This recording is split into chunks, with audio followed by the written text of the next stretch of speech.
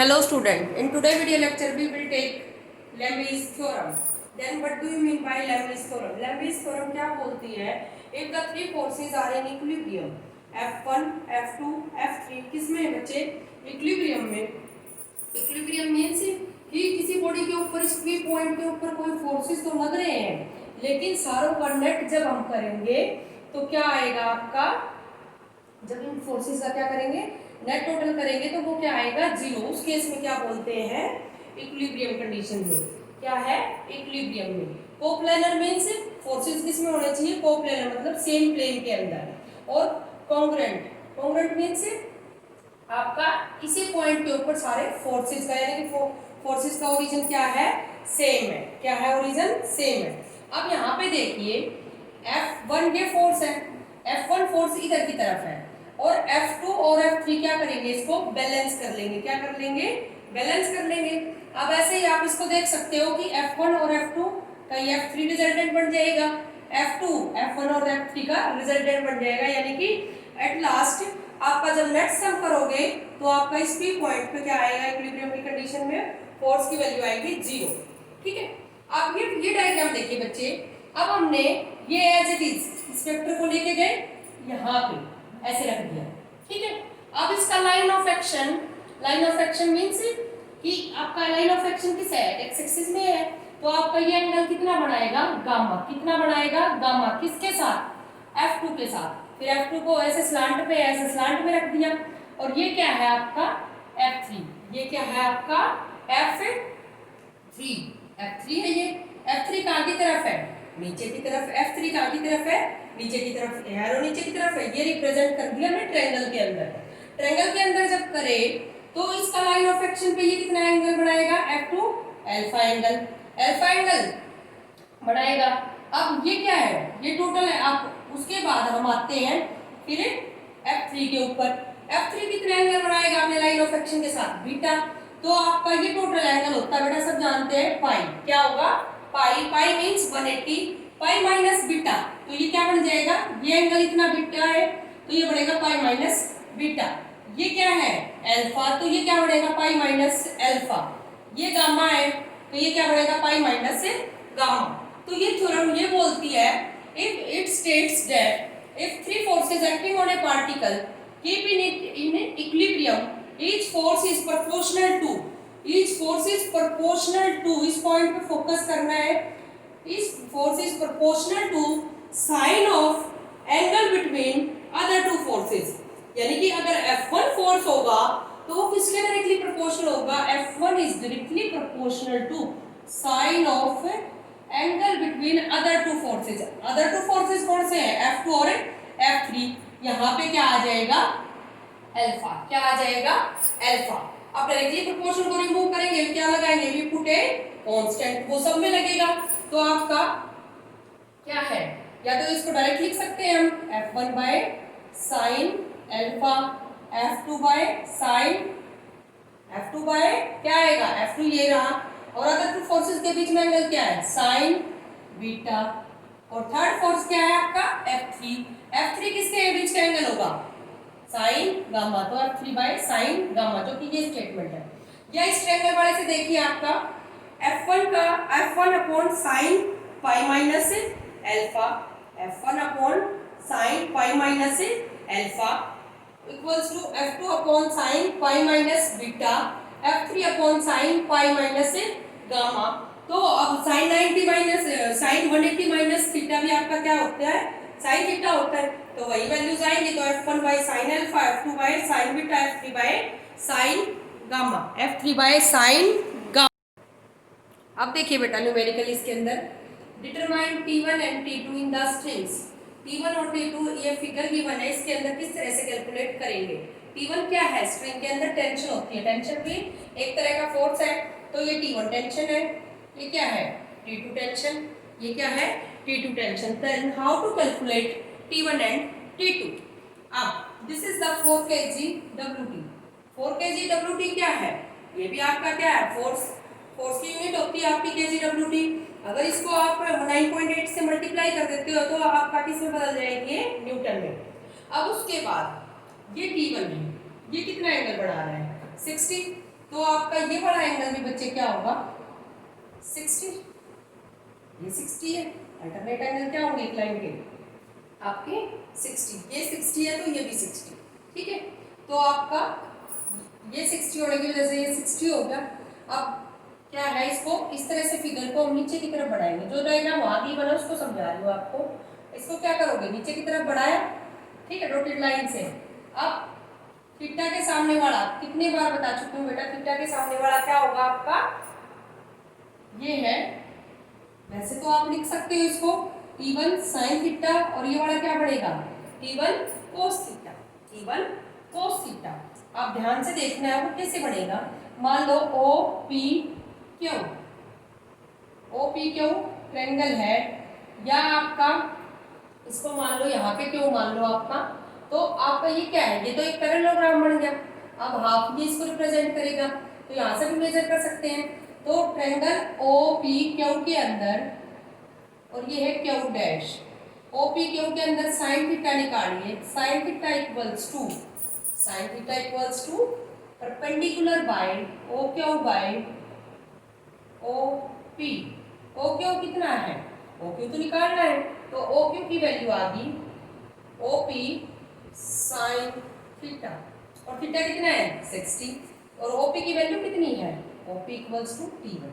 तो आपका OQ आ गया T1 साइन 60, यानी कि this equals to T1 sine 60।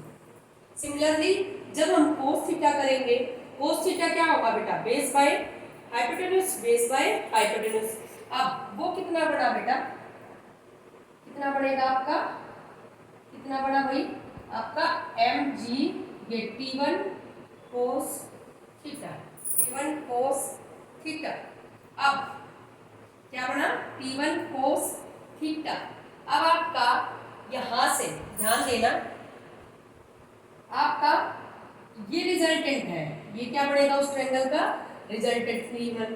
तो आपका किस तरह से रिप्रेजेंट होंगे, ये आपका स्क्वायर हो जाएगा इस तरह से और इस तरह से, क्योंकि रिजल्टेंट का आपको अच्छे से याद होना चाहिए कि किन तीन वेक्टर्स का आप रिजल्टेंट किस तरह से देख सकते हैं। दो वेक्टर किसी भी ट्रायंगल के अंदर सेम ऑर्डर में होने चाहिए, और एक तीसरा जो अपोजिट ऑर्डर में होगा वो आपका रिजल्टेंट रिप्रेजेंट करेगा।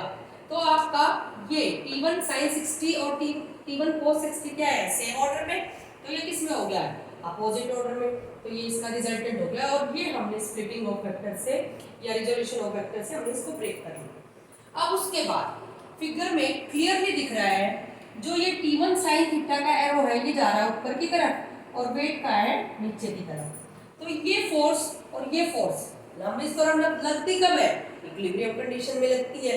इक्विलिब्रियम कंडीशन में लगती है तो T1 sin 60 equals to 4 kg WT into 9.8 करेंगे वहां पे, तो आपका एक तो ये कंडीशन आ गई। अब इस सिस्टम को इक्विलिब्रियम में रखना है इस वेट को, तो आपका क्या होएगा T1 cos 60 equals to T2, T1 cos 60 equals to T2। तो आपका ये कंडीशन आई आपका।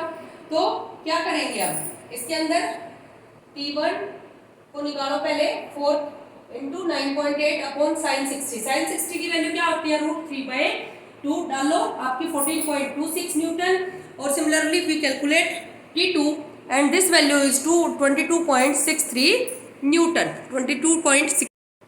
Next numerical is a mass of 6 kg is suspended by a rope। 6 kg का कोई मास है suspended by a rope of 2 metre length. कितनी metre length बेटा 2 metre length from a ceiling, छत से आपका 2 मीटर की ये लेंथ है, 1 मीटर 1 मीटर, ठीक है। A force of 50 newton in the horizontal direction is applied at the mid point of the rope as shown in the figure. Figure ये है, ये रोप है, ये 2 मीटर की है, तो इसका मिड पॉइंट पड़ेगा दिस वन, और हॉरिजॉन्टल डायरेक्शन में लगा, और कितना न्यूटन लगा 50 न्यूटन। कितना न्यूटन लगा 50 Newton. What is the angle the rope make with the vertical, क्या एंगल बनाएगी रोप इसके साथ वर्टिकल के साथ इन इक्विलिब्रियम कंडीशन में। तो आपका क्या कर रहा है 50 न्यूटन फोर्स अप्लाई करा मिड पॉइंट पे रोप की उस तरह से, तो आपका ये what is the angle rod makes with the vertical inequilibrium condition. ठीक है, तो क्या आपका क्या एंगल बनाने वाली है, तो आपका इस तरह से ये फिगर है, ठीक है। अब ये क्या है, T1 टेंशन, ये क्या है T1 टेंशन, ये क्या है आपका, ये कितना है बेटा T3, कितना है T3, और आपका T3 कितना है न्यूटन है 50 न्यूटन, कितना न्यूटन है 50 न्यूटन। तो आपका ये, और this one is T2, this one is T2, this one is T2।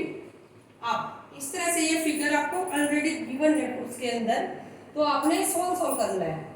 अब फिगर देखिए, पिछले बारे में तो मैंने रिजोल्व करना सिखाया था आपको, है तो वही चीज, T1 के कंपोनेंट रिजोल्व कर रखे हैं, तो T1 ये थीटा बना रहा है आपका, इस थीटा के सामने वाला साइन थीटा बनेगा इंटू T1, और थीटा के साथ वाला बनेगा T1 कोस थीटा, ठीक है। तो आपका ये T1 साइन थीटा है, और ये भी क्या बनेगा T1 साइन थीटा, क्योंकि ये एक पैरेललोग्राम बन गया। अब ये देखो, इसका एरो और इसका एरो क्या है, ये तो सेम ऑर्डर में हो गए, this arrow and this arrow is same order, ये क्या है अपोजिट ऑर्डर में, तो ये क्या कहलाएगा उसका रिजल्टेंट। अब इक्विलिब्रियम कंडीशन में इस पॉइंट पे इक्विलिब्रियम में कब होगा, जब ये सारे फोर्सेस किसके इक्वल हो जाए, आपस में एक दूसरे को बैलेंस कर ले। अब T1 साइन थीटा है आउटवर्ड, ये भी आउटवर्ड है लेकिन अपोजिट डायरेक्शन में है, तो ये बैलेंस करे इसको, तो आपका T1 sine theta equals to T3 equals to 50 newton. This is the first equation, and second equation is 6 kg WT, जो T2 है आपका, किसको बैलेंस करे T1 cos थीटा को, T1 cos थीटा को बैलेंस करेगा, तो T1 cos theta equals to T2, तो T1 cos theta equals to T2। अब kgWT को जब चेंज करते हैं न्यूटन में, तो कितने से मल्टीप्लाई करते हैं 10 से, तो 60 न्यूटन आ गया।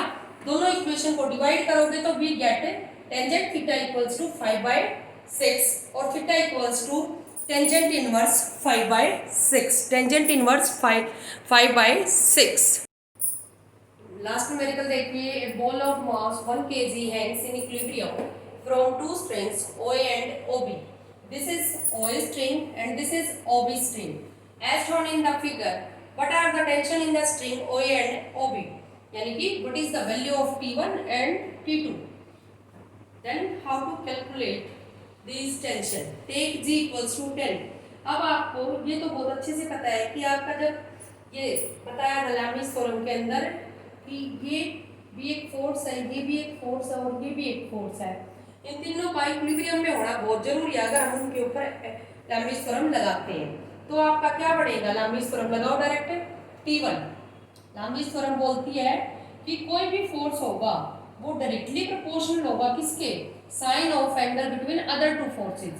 इस T2 और T3 के बीच में मान लो इसका T3 नाम रख दिया आपने, इन दोनों के बीच में एंगल कितना है बेटा 150, तो साइन 150, तो हम इसको ऐसे लिख सकते हैं T1 by sine 150 equals to क्या आएगा, ये सारे कांस्टेंट के इक्वल होंगे आपका, यानी कि इक्वल टू के। सिमिलरली क्या आएगा आपका T2 बाय साइन, T2 क्या है ये, और एंगल कौन सा होगा T1 और T3 के बीच का साइन 120, ये क्या है T3 10 न्यूटन बाय ये एंगल कितना है 90, तो 10 बाय साइन 90। तो अब आपका हम इसको क्या लिख सकते हैं, साइन 150 को हम लिख सकते हैं साइन 180 माइनस 150, साइन 180 माइनस 150, तो आपका साइन 30 आ गया, साइन 30 आ गया, इसमें क्या आ गया साइन T2 बाय साइन 60। उसके बाद T1 और T2 की वैल्यू सोल्व आउट कर लेंगे, किसके इक्वल रख के, पहले T1 को उस लास्ट वाली साइड के इक्वल रख लो, फिर T2 को लास्ट वाले उसके फोर्स के इक्वल रख लो, तो we get values 5 newton and 5 √3 Newton. Thank you.